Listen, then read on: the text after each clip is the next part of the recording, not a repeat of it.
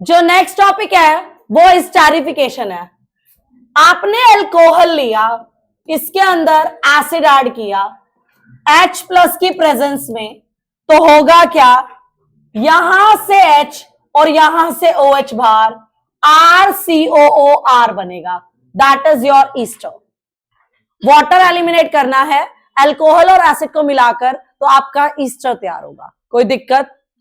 Next देखो, अब आपने फिर से अल्कोहल लिया और इसके अंदर एसिड एनहाइड्राइड डाला, लाइक दिस। हमने इसके अंदर एसिड एनहाइड्राइड डाला। देखो, आप इसका ये वाला बॉन्ड तोड़ो, minus plus, plus minus, plus will go to minus and minus will go to plus. तो एक तो एसिड बना और एक आपका ईस्टर बना। एक आपका क्या बना, एसिड, और एक आपका क्या बना, ईस्टर। ये बन गया। नेक्स्ट इज, आपने अल्कोहल लिया, इसके अंदर आपने असाइल क्लोराइड डाला, this is your acyl chloride. होगा क्या, पिरिडीन की प्रेजेंस में होता है। अभी यहां से ना आपसे असर्शन रीजनिंग पूछ सकता है, पिरिडीन क्यों लिया। यहां से असर्शन रीजनिंग का क्वेश्चन उठ सकता है, पिरिडीन क्यों लिया। होगा क्या, HCl बाहर, RCOOR, बन तो ईस्टर गया, अब साथ में क्या निकला, HCl। HCl is acidic in nature, pyridine is basic in nature. Acid और बेस एक दूसरे को इफेक्ट को न्यूट्रलाइज कर देंगे, इसलिए पिरिडीन चाहिए, और वो उसको न्यूट्रलाइज कर देगा तो वहां से रिमूव होगा। तो अकॉर्डिंग टू ली चटलियर this reaction will go forward, मतलब ज्यादा से ज्यादा प्रोडक्ट फॉर्मेशन की टेंडेंसी। तो आप लोग पढ़ सकते हो, यहां पे देखो, the reaction with acid and chloride is carried out in presence of a base that is pyridine so as to neutralize the HCl which is formed during the reaction, so it shift the equilibrium towards the right hand side, मतलब forward जाएगा, मतलब forward जाएगा। दोबारा सुन लो, पूछ सकता है assertion reasoning में इसमें pyridine का क्या रोल था, क्योंकि जो प्रोडक्ट बनता है वहां HCl बनता है।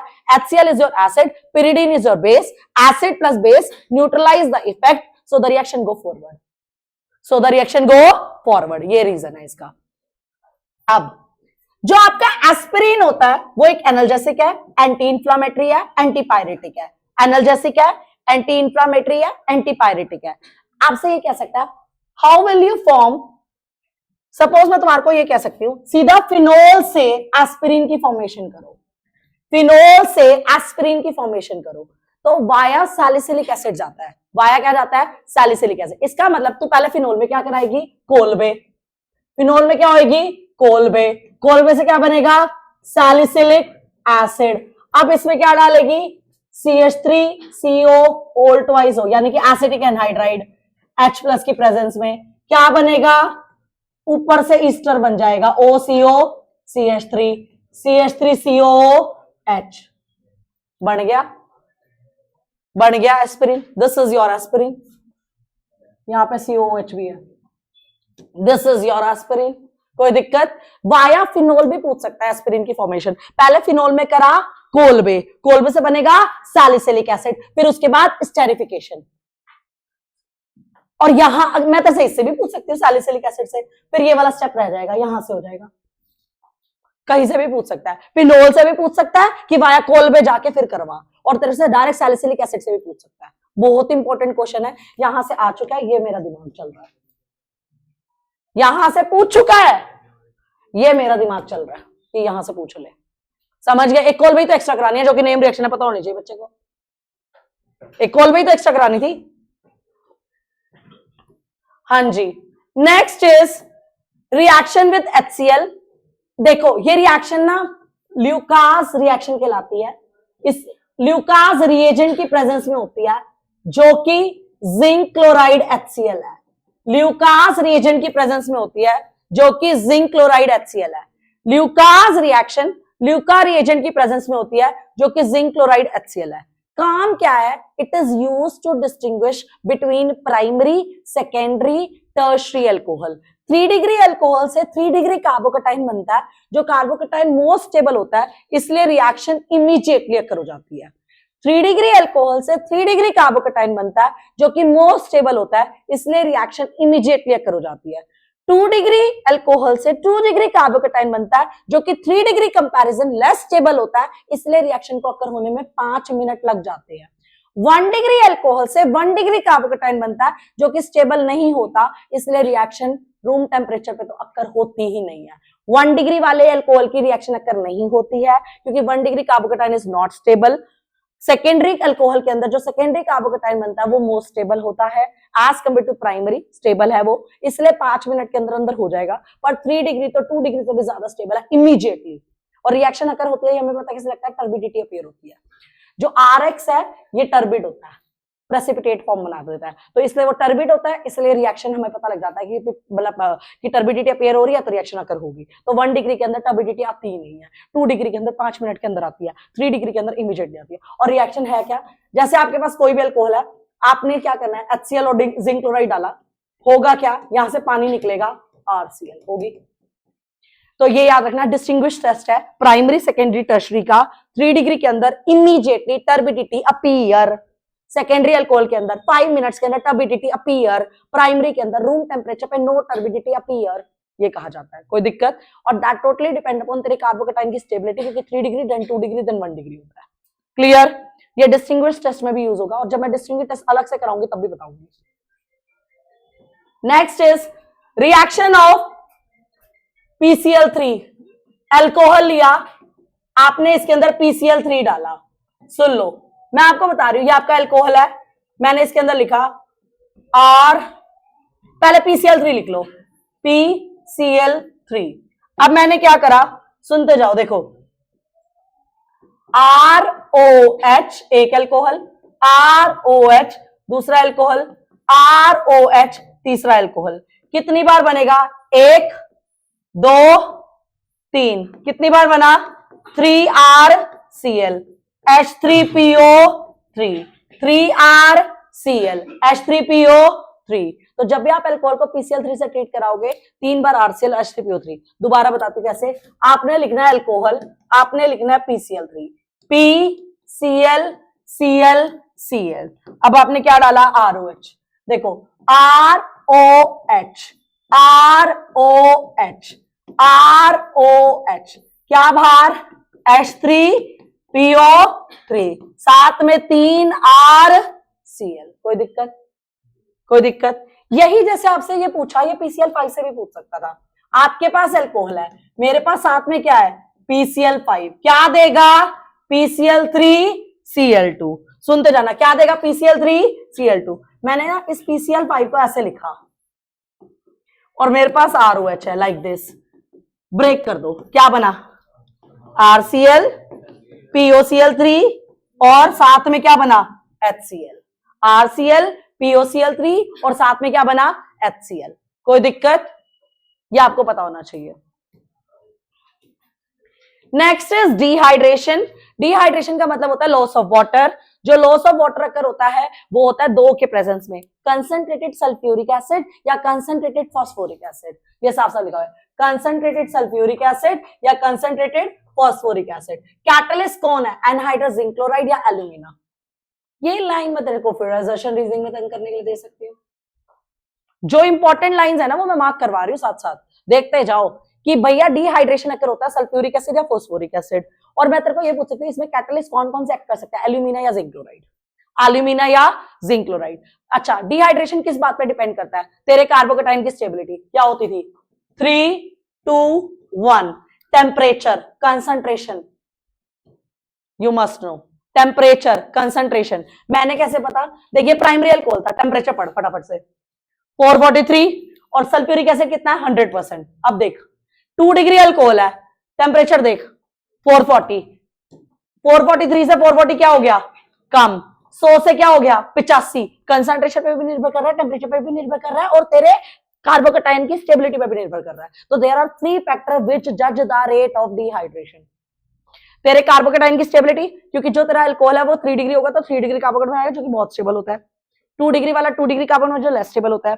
1 डिग्री वाला 1 डिग्री कार्बोकेटाइन जो कि उससे कंपैरिजन में लेस स्टेबल होता है। तो ये बात किस पे डिपेंड करती है, तेरे अल्कोहल के कंसंट्रेशन, जो तू सल्फ्यूरिक एसिड डाल रहा है उसकी कंसंट्रेशन पे। 3 डिग्री वाला खुद ही चाहता है कि मैं डिहाइड्रेशन करूं, 3 डिग्री कार्बोकेटाइन बनाऊं, तो इसलिए उसकी कंसंट्रेशन माइल्ड में भी हो जाता है, और टेम्परेचर भी कम चाहिए। देख टेम्परेचर भी क्या चाहिए, कम, 20% में काम कर रहा है। ये 440 पे काम कर रहा है 85 पे, 443 पे काम कर रहा है 100% पे। कोई दिक्कत? कोई दिक्कत? अब है इसका मैकेनिज्म, पूछे जाने चांसेस। पहला आपने जो मैकेनिज्म पढ़ा था वो पढ़ा था इथीन टू इथेनॉल, आज जो मैकेनिज्म पढ़ रहे हो इथेनॉल टू इथीन। मैं तुम्हारे को कह रही हूँ पूरी बुक में 6 या 7 मैकेनिज्म है, इससे ज्यादा नहीं है, तो उसमें से एक मैंने कल कराया था इथीन टू इथेनॉल, आज जो मैं करा रही हूं इथेनॉल टू इथीन। आ जाओ स्टार्ट करते हैं। सबसे पहले अपना अल्कोहल लिखो भाई, क्योंकि एसिडिक मीडियम में होता है H+ डाला। सबसे पहले क्या होगा इसका?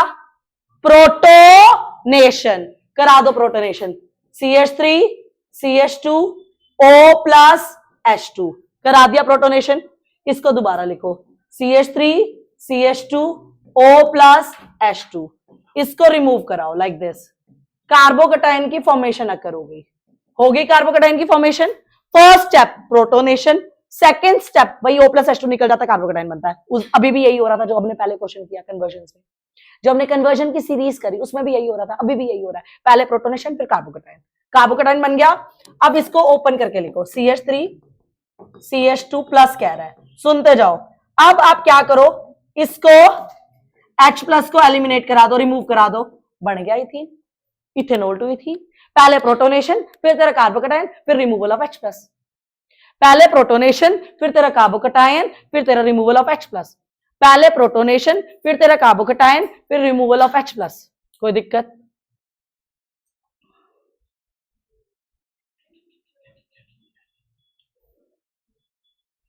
डन।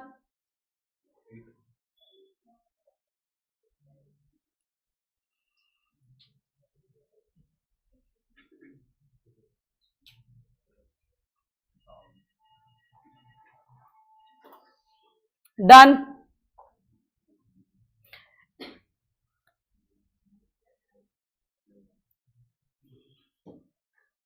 Next is oxidation. ध्यान से देखो, जब भी आप अल्कोहल को ऑक्सीडाइज करते हो पहले बनता है एल्डिहाइड या तो कीटोन, फर्दर ऑक्सीडाइज करते हो तो क्या बनेगा?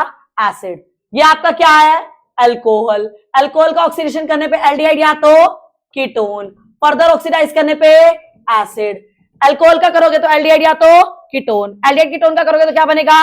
एसिड। तो मैंने यही करा, सबसे पहले लिया यहां पर RCH2OH, इसका ऑक्सीडेशन किया, यानी कि removal of hydrogen. Removal of hydrogen हुआ तो क्या बनेगा? RCHO। फर्दर ऑक्सीडेशन किया तो क्या बनेगा? एसिड। क्या बनेगा? एसिड।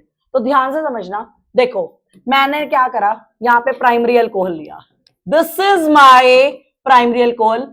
CrO3 माइल्ड OA है, माइल्ड ऑक्सीडाइजिंग एजेंट है।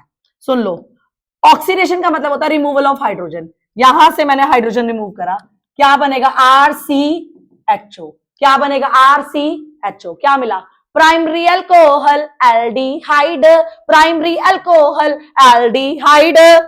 प्राइमरी अल्कोहल का ऑक्सीडाइज होके क्या मिला? एल्डिहाइड। अब मैंने क्या करा, सुनो ध्यान से, मैंने यहाँ पे सेकेंडरी अल्कोहल लेके देखा लाइक दिस। मैंने सेकेंडरी अल्कोहल लिया और यहाँ पे PCC डाला, या CrO3 भी डाल सकते हो, माइल्ड लेना है, माइल्ड। यहां से क्या किया? हाइड्रोजन रिमूव हुआ, क्योंकि ऑक्सीडेशन का मतलब हाइड्रोजन है। तो primary alcohol aldehyde, primary alcohol aldehyde, secondary alcohol ketone. Primary alcohol aldehyde, secondary alcohol ketone. Tertiary alcohol oxidation नहीं जाता क्योंकि इसके पास H नहीं होता। यहां H अवेलेबल है, यहां H अवेलेबल है, जब तू टर्शियरी लेगा तो H अवेलेबल नहीं है तो ऑक्सीडेशन नहीं जाता। तो आप लोग पढ़ सकते हो, स्ट्रॉन्ग ऑक्सीडाइजिंग लेने पर तो सीधा एसिड बनता है, स्ट्रॉन्ग लेने पर सीधा क्या बनता है? एसिड, क्योंकि तूने स्ट्रॉन्ग डाल दिया तो सीधा एसिड पर गिरोगे। CrO3 माइल्ड है तो देख ले, प्राइमरी अल्कोहल एल्डिहाइड। अच्छा, ये क्वेश्चन असर्शन रीजनिंग में पूछेगा, ये वाली लाइन दोबारा सुन लो। आपके पास CrO3 है, आपके पास PCC है, PCC is better than CrO3। या तेरे को ये दे सकता है 4 कि मेरे को ना एल्डिहाइड या कीटोन बनाना है, which is the better reagent out of following, तो PCC इज द बेटर। तेरी एनसीईआरटी कह रही है the better reagent for the oxidation of primary alcohol to aldehyde in the good is PCC। समझ गए मेरी बात? दूसरी बात, ये डबल बॉन्ड को इंपैक्ट कॉज नहीं करती, इसलिए भी बेटर है। डबल बॉन्ड पे इंपैक्ट कॉज नहीं करती, कुछ नहीं है। आपके पास प्राइमरी अल्कोहल होगा, you have to convert into aldehyde. आपके पास सेकेंडरी अल्कोहल होगा, you have to convert into ketone. कब? PCC CrO3 दोनों ये काम करता है, बट बेटर PCC है। ये तुमसे असर्शन रीजनिंग में पूछ सकता है, ये तुमसे MCQ में पूछ सकता है लाइन जो बेटर रिएजेंट वाली है। इसलिए कह रही हूं एनसीईआरटी कवर कर लो, बहुत इजी है, बहुत इजी। ठीक है, ये कॉम्प्लेक्स किसका होता है? CrO3। पीसीसी है क्या? ये कॉम्प्लेक्स है जिसके अंदर आपका पिरिडीन है, आपका HCl है, आपका CrO3 है, इन सबके मिक्सचर है, पिरिडीन HCl CrO3। डन। देखो डबल बॉन्ड पे इंपैक्ट कॉज नहीं करती। सेकेंडरी अल्कोहल क्या देगा? कीटोन। टर्शियल अल्कोहल ऑक्सीडाइज नहीं होते, टर्शियल अल्कोहल ऑक्सीडाइज नहीं होते। अब देखो ये वाला बहुत इंपॉर्टेंट, ये भी बहुत इंपॉर्टेंट है, बहुत ज्यादा इंपॉर्टेंट है, और इन सब में से बहुत ज्यादा इंपॉर्टेंट ये वाला है। ये तीनों बहुत इंपॉर्टेंट है, पर इसका भी इंपॉर्टेंट थर्ड वन है। देखो यू हैव प्राइमरी अल्कोहल, मैंने क्या करा? कॉपर के साथ heat 573 kelvin. You have secondary alcohol, आपने क्या करा? कॉपर के साथ heat 573 kelvin. You have tertiary alcohol like this, you have tertiary alcohol, you have secondary alcohol, copper के साथ 573 केल्विन। करना क्या है? देखो आपको पता है यहां से H2 गया RCHO, यहां से H2 गया RCOR, यहां से वाटर गया CH3 डबल बॉन्ड CH2। यहां पे क्या बनेगा? Primary alcohol aldehyde, secondary alcohol ketone, टर्शियल alcohol alkene.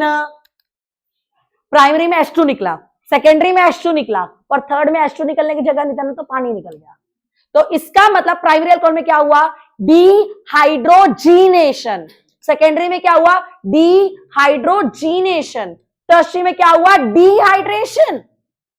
यहां क्या हुआ? डिहाइड्रोजीनेशन,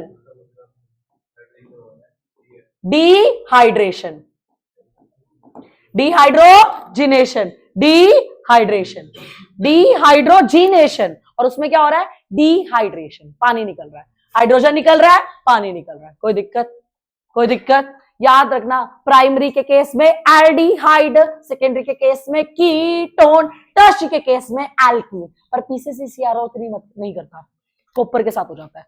डिहाइड्रोजीनेशन, डिहाइड्रोजीनेशन, और थर्ड का केस में क्या हो रहा है? डिहाइड्रेशन। कोई दिक्कत? कोई दिक्कत? क्लियर? ये वाला पूछे जाने का चांस है, मैं फिर कह रही हूं। आगे आप चल सकते हो। ESR, फिनोल के ऊपर लोन पेयर होते हैं, O के ऊपर क्या होते हैं? Lone pair. वो लोन पेयर क्या करता है? डोनेट। जो EDGs ग्रुप्स होते हैं वो कौन से डायरेक्टिंग होते हैं? ऑर्थो और पैरा। EDGs क्या होते हैं? ऑर्थो और पैरा, क्योंकि वो इलेक्ट्रॉन डोनेट करते हैं, तेरी रिएक्शन को फैसिलिटेट करते हैं for the electrophilic substitution to occur. समझ गए मेरी बात? अब सुन लो, तो ये बता रखा, देखो it direct the incoming group because it activate, electron donate कर रहा है to ortho para position in the ring, electron rich due to resonance effect caused by the OH group. कोई दिक्कत? कोई दिक्कत? अब हमने क्या करानी है? नाइट्रेशन। क्या करानी है? नाइट्रेशन। देखो कौन किससे किससे होती है? Nitric acid. क्या करानी है? नाइट्रेशन। किससे होती है? Nitric acid. किससे होती है? Nitric acid. Dilute HNO3 only ortho only para, dilute HNO3 only ortho only para, dilute HNO3 only ortho only para. क्या मतलब है? जब आप फिनोल के अंदर डाइल्यूट HNO3 डालते हो तो नाइट्रो ग्रुप इंट्रोड्यूस होता है only ortho only para, only ortho only para, dilute HNO3 only ortho only para. सुन लो, अब ऑर्थो नाइट्रोफिनॉल को हम सेपरेट करते हैं स्टीम डिस्टिलेशन से। किससे सेपरेट करोगे? स्टीम डिस्टिलेशन से। जो ऑर्थो वाला है ना, ये स्टीम वोलेटाइल होता है, क्योंकि आप इसको, इसके अंदर ना hydrogen bonding with in the molecule है। हाइड्रोजन बॉन्डिंग कौन सी है? With in the molecule. तो हमने क्या बोला? Because of intra molecular hydro, और इसके अंदर कौन सी है? इंटर। ये डिफरेंट मॉलिक्यूल में है, इसलिए क्या बोलोगे? इंटर। ये विद इन द मॉलिक्यूल क्या बोलोगे? इंट्रा। तो तुम कहोगे ऑर्थो और पैरा को सेपरेट करने का तरीका है स्टीम डिस्टिलेशन, क्योंकि जो तेरा ऑर्थो वाला है वो क्या जा रहा है? हाइड्रोजन बॉन्डिंग, वो भी कौन सी?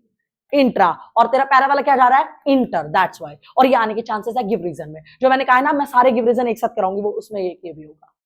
कोई दिक्कत? Dilute HNO3 only ortho only para, concentrated HNO3 सारे ऑर्थो सारे para, dilute HNO3 only ortho only para, concentrated HNO3 सारे ऑर्थो सारे पैरा। जब सारे ऑर्थो सारे पैरा तो उसका नाम पिक्रिक एसिड है। और मैं क्वेश्चन ये देख सकती हूँ, how will you convert phenol to picric acid? समझ गए मेरी बात? Dilute HNO3 only ortho only para, concentrated HNO3 सारे ऑर्थो सारे पैरा। कोई दिक्कत? अच्छा, ये क्वेश्चन नीट में आया हुआ था, मतलब नीट के किसी सीरीज में था, बट ये अभी तक सीबीएसई में नहीं आया। तो उन्होंने ये पूछा कि जब भी आप फिनोल के अंदर कंसंट्रेटेड नाइट्रिक एसिड डालते हो या जब हम इसकी पिक्रिक एसिड की फॉर्मेशन करते हैं तो पहले क्या होता है? तो फर्स्ट स्टेप में फिनोल 2,4-डाइसल्फोनिक एसिड बनता है, देन इट फॉर्म। ये क्वेश्चन नीट या जेई के लिए इंपॉर्टेंट है, वैसे नहीं। 2,4-डाइसल्फोनिक एसिड बनता है, then we get picric acid. तो आपको पता होना चाहिए बीच में ये बनता है। अब है हेलोजिनेशन, देखो bromine in CH2 only ortho only para, bromine in CH2 only ortho only para, bromine in CH2 only ortho only para, dilute HNO3 only ortho only para, concentrated HNO3 सारे ऑर्थो सारे para, bromine in CH2 only ortho only para, aqueous bromine सारे ortho सारे para. ये phenol के test के लिए भी use कर सकते हो, क्योंकि जब सारे ऑर्थो सारे पैरा आंसर आता है तो व्हाइट पीपीटी बन जाती है। तो it can be use as a test for phenol, it can be use as a test for phenol. देखो ये लिखा हुआ है व्हाइट पीपीटी बन जाते हैं, और कोई व्हाइट पीपीटी नहीं बना पाता। दोबारा सुन लो, 4 रिएक्शन है ये, 4 रिएक्शन है ये, सुन लो। Dilute HNO3 only ortho only para, concentrated HNO3 सारे ऑर्थो सारे para, bromine in CH2 only ortho only para, aqueous bromine सारे ऑर्थो सारे पैरा। कोई दिक्कत? उसके बाद देखो, you have three methyl phenol, you have three methyl phenol, you have three methyl phenol. आपने इसकी नाइट्रेशन करानी है। सुनो मेरी बात, अगर मैं देखूं ये जो फिनोल है, ठीक है, ये CH3 भी है चाहे फिनोल भी है, दोनों ऑर्थो पैरा डायरेक्टर है। क्या है? दोनों ऑर्थो पैरा डायरेक्टर्स। सुन लो, ये पोजीशन कौन सी है? इसकी ऑर्थो पर इसकी पैरा। एक यहां आता है और एक बार यहां आता है, यहां वाला हम लोग अवॉइड करते हैं। इसके पीछे रीजन क्या है? Steric repulsion. क्या है? Steric repulsion. तो तेरे को मोनोनाइट्रेशन प्रोडक्ट का है लिखने के लिए, तो ये वाला बनता है और ये वाला बनता है। मैं तेरे को एमसीक्यू में दे सकती हूँ कि कौन सा नहीं बनता। एक बेटा दे दूंगी, एक मेटा दे दूंगी, या जान के ये वाला दे दूंगी। वो स्टेरिक रिपल्शन की वजह से उसका फ्रैक्शन नहीं बन पा रहा। समझ गए मेरी बात? जब आप डाइनाइट्रेशन कराओगे, देख ये कवर कर दिया, ये इसका क्या हो गया? ऑर्थो, और इसका क्या हो गया? पैरा। ये इसका क्या हो गया? ऑर्थो, फिर भी ये वाला नहीं बन रहा, स्टेरिक रिपल्शन। क्या है? Steric repulsion. फिनाइल मिथेनोएट हुआ, क्या दिया? फिनाइल, मोनोनाइट्रेशन है। सुन लो, इसके पास अभी भी लोन पेयर है, तो डोनर की तरह काम करेगा, डोनर की तरह काम करेगा। तो खाली पैरा बना रहा है, मेजर। खाली क्या बना रहा है? Para, major. तो प्लीज ध्यान रखना, ये वाला क्वेश्चन इंपॉर्टेंट है, ये वाला क्वेश्चन इंपॉर्टेंट है। कोई दिक्कत? हाँ जी। Dilute HNO3 only ortho only para, concentrated HNO3 सारे ऑर्थो सारे para, bromine in CH2 only ortho only para, aqueous bromine सारे ऑर्थो सारे para. Kolbe salicylic acid, Kolbe salicylic acid. Name reaction है, जब नेम रिएक्शन की series कराऊंगी उसमें भी मिलेगा, पर फिर भी तुम्हें पता होना चाहिए। देखो फिनोल है, आपने क्या डाला? NaOH, क्या निकला? वाटर। क्या बनेगा? ONA, CO2H+, क्या बनेगा? Salicylic acid. This is your phenol. NaOH डाला, ONA बना, पानी निकल गया। ONA बनने के बाद आपने CO2 डाला, क्या बनेगा? Salicylic acid, salicylic acid. Next is, देख अब 5 रिएक्शन हो गई हैं। Dilute HNO3 only ortho only para, concentrated HNO3 सारे ऑर्थो सारे para, bromine in CH2 only ortho only para, aqueous bromine सारे ऑर्थो सारे पैरा। फिनोल के अंदर NaOH, CO2, salicylic acid, chloroform KOH, सैलिसल्डिहाइड। देख अगली, क्लोरोफॉर्म NaOH, और फिर क्या डाला? H+, KOH से भी हो जाएगा, क्या बनेगा? सैलिसल्डिहाइड। समझ गए मेरी बात? सैलिसल्डिहाइड। 6 होगी रिएक्शन। अब अगली देख, 7वीं, जिंक बेंजीन, जिंक बेंजीन। हाँ जी, फिनोल के अंदर Na2Cr2O7H2SO4 बेंजोक्विनोन, बेंजोक्विनोन। दोबारा देखो, अब हम सारे लिख रहे हैं जो अभी तक हमने पढ़े। आपने पहले बार फिनोल लिया, क्या लिया? फिनोल। दोबारा सुन लो, dilute HNO3 only ortho only para, concentrated HNO3 सारे ऑर्थो सारे पैरा, एक्वस ब्रोमीन सारे ऑर्थो सारे para, bromine in CS2 only ortho only para, zinc benzene, फिर क्या डाला था? Na2Cr2O7H2SO4 benzoquinone.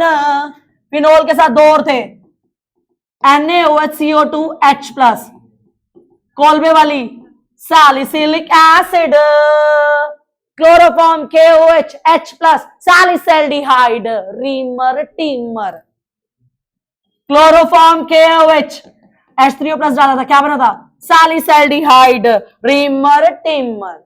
कोई दिक्कत? कोई दिक्कत?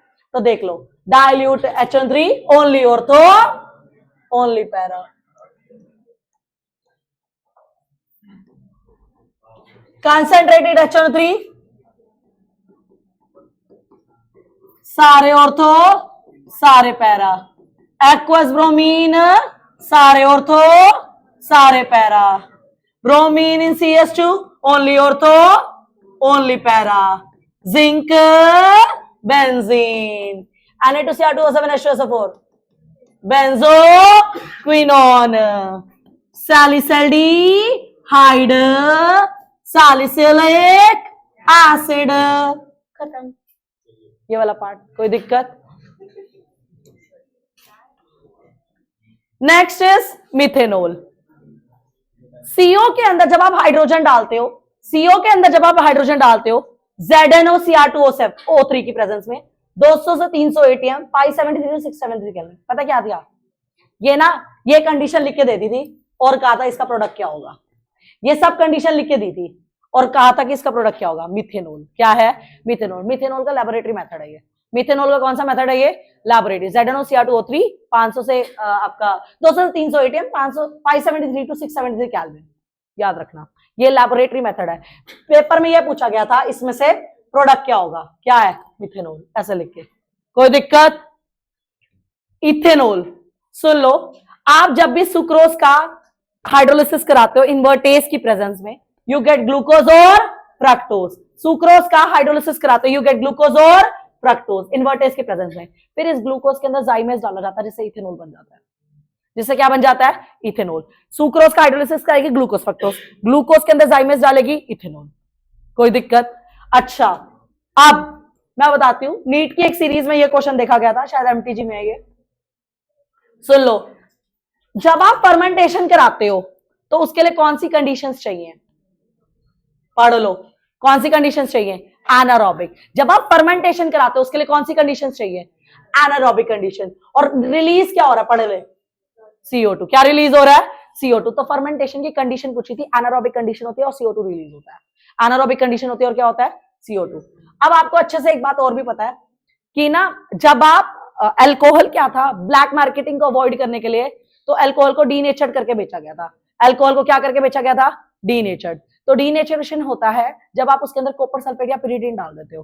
तो कॉपर सल्फेट डालने से क्या होता है? सुन ले, उसका ना कलर चेंज हो जाता है, और पिरिडीन डालने से क्या होता है? उसकी गंदी स्मेल आने लग जाती है। तो हमें पता लगता है वो डीनेचर्ड हो गया। तो ये पूछा गया था कि हमें पता है, उन्होंने ये लिखा था हमें पता है ये बात कि डीनेचुरेशन कॉपर सल्फेट पिरिडीन से होता है, और लिख के दिया डीनेचुरेशन कॉपर सल्फेट पिरिडीन से होता है। और क्वेश्चन ये था कॉपर सल्फेट डालने से हमें कैसे पता लगेगा डीनेचर्ड हो गया? रंग बदलता है, और पिरिडीन डालने से स्मेल बदलती है। समझ गए? कॉपर सल्फेट डालने से क्या बदलता है? रंग। और ये डालने से क्या बदलती है? स्मेल। तो ये क्वेश्चन नीट जेई के लिए इंपॉर्टेंट है। CBSE दे सकती है क्योंकि वो एक पल नहीं लगाएगी ये कहने में। एनसीईआरटी में तो है। किसमें है ये बात? NCERT. Now it is ether. जाओ, क्या टाइम हुआ है?